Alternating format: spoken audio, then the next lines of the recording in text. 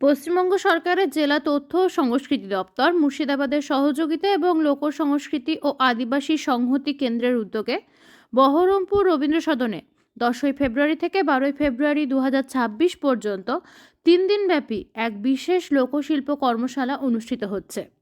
রাজ্যের বিভিন্ন জেলা থেকে আগত প্রায় 100 জন লোকশিল্পীরা অংশগ্রহণ করে। এই কর্মশালা সাংস্কৃতিক মিলন মেলায় পরিণত হয়েছে।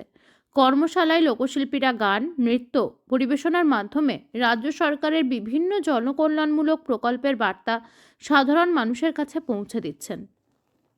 বিশেষভাবে মাননীয় মুখ্যমন্ত্রী মমতা বন্দ্যোপাধ্যায়ের নেতৃত্বে মায়েদের সম্মান, যুব সমাজের অগ্রগতি, কন্যাশ্রী, স্বাস্থ্যসাথী সহ একাধিক মানবিক প্রকল্পের ইতিবাচক দিক তুলে ধরা হচ্ছে। সংস্কৃতি ও মানুষের জীবনের বন্ধনকে আরও দৃঢ় করাই এই কর্মশালার মূল লক্ষ্য। যার নামে লক্ষ্মী ভান্ডার শুনিলেন সবাই, আমার প্রতিপক্ষ পাল্লাদারে জিজ্ঞাসা করিল, ওই আমার শিল্পী সাথী তুমি খুঁজে বল। 500 টাকা লক্ষ্মী ভান্ডার ছিল, তারপরে লক্ষ্মী ভান্ডার 1000 টাকা হইল। প্রথমেতে তপশিলি উপজাতি যারা 1000 টাকা বাবা পেতে রাখো দাদা, 1000 থেকে 1200 যত্নে করা গেল, আবার লক্ষ্মী ভান্ডার টাকা বেরিয়ে গেল। সাধারণ মেয়ে বাবা 1500 পাবে, আর তপশিলি উপজাতি 1700 হবে। ওই লক্ষ্মীর ভান্ডার প্রকল্পের হয়েছে। আজকে অনুষ্ঠানটি ছিল কবি গানের কর্মশালা। নদিয়া, মুর্শিদাবাদ, পূর্ব বর্ধমান, বীরভূম বিভিন্ন জেলা নিয়ে কবি গানের অনুষ্ঠানটি হবে। তবে আজকে প্রথম দিন মাননীয় আধিকারিকগণ, জেলা তথ্য সাংস্কৃতিক আধিকারিক সুবীরবাবু ছিলেন, ডোমকল থেকে, জঙ্গিপুর থেকে সকলে এসেছিলেন। সুন্দরভাবে অনুষ্ঠানটি আমাদের উদ্বোধনের মাধ্যমে দিয়ে এবং সঙ্গীতের মধ্য দিয়ে কবি গানের কর্মশালা শুরু হয়েছে। যে আগেকার দিনে ছড়ার মাধ্যমে, পাঁচালির মাধ্যমে, গানের মাধ্যমে প্রচার করা হতো, আমাদের মাননীয় মুখ্যমন্ত্রী মমতা বন্দ্যোপাধ্যায় তিনি সেই জিনিসটাকে লক্ষ্য করেছেন।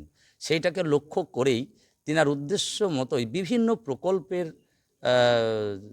চালু করেছেন। সেই প্রকল্পের মধ্য দিয়েই যাতে সমাজকে এগিয়ে নিয়ে যাওয়া যায়, সমাজকে অন্ধকার থেকে আলোর দিকে আনা যায়, সেই দিকে তিনি লক্ষ্য রেখেছেন। খালি তাই নয়, দেখুন এই আমরা খালি চারণ কবি বলে না, বিভিন্ন শিল্পীরাই অন্ধকারে ডুবেছিলাম, আমাদেরকে কিন্তু উনি যোগ্য সম্মান দিয়েছেন। আর কি করেছেন, আমি ওনাকে কুর্নিশ জানাই, ওনাকে আমি প্রণাম জানাই, আমি নির্মলেন্দু বিশ্বাস ওনাকে প্রণাম জানাই আমি ওনার চিন্তাধারার উপরে, ওনার ভাবনার উপরে।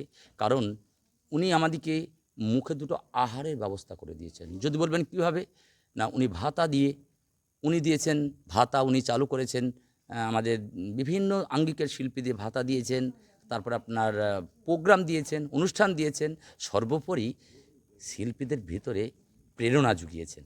যে প্রেরণার দ্বারাই শিল্পীকে এগিয়ে যাওয়া যায়, এগিয়ে যেতে পারে আমরা, সেই চিন্তাধারা তিনি করেছেন। এটা খুবই ভালো। দেখুন, এটা কোনো রাজনৈতিক কথাবার্তা কিন্তু আমি বলছি না, রাজনৈতিক কথা নয়, এটা সমাজ সংস্কারমূলক, যে সমাজকে এগিয়ে নিয়ে যাওয়া, পিছিয়ে পড়া মানুষকে অগ্রগতির দিকে আনা, এই ভাবধারাটা আমরা সকলেই শিল্পীরা কিন্তু নিয়েছি। এবং সেই মতোভাবে আমরা প্রত্যেক শিল্পীকে বলেছি যে আমরা যেন অবশ্যই গানের মধ্য দিয়ে, আমাদের বিষয় ছাড়া কবি গান হয় না, খালি বিষয় নয়, বিষয়ের মধ্যে দিয়েই যেন যে কোনো বিষয় দেখ তার মধ্যে যেন আমরা এই সামাজিক কথাবার্তাগুলো, অনুপ্রেরণাগুলো যেন আমরা তুলে ধরি। যেন আমরা, আমার নাম নির্মলেন্দু বিশ্বাস।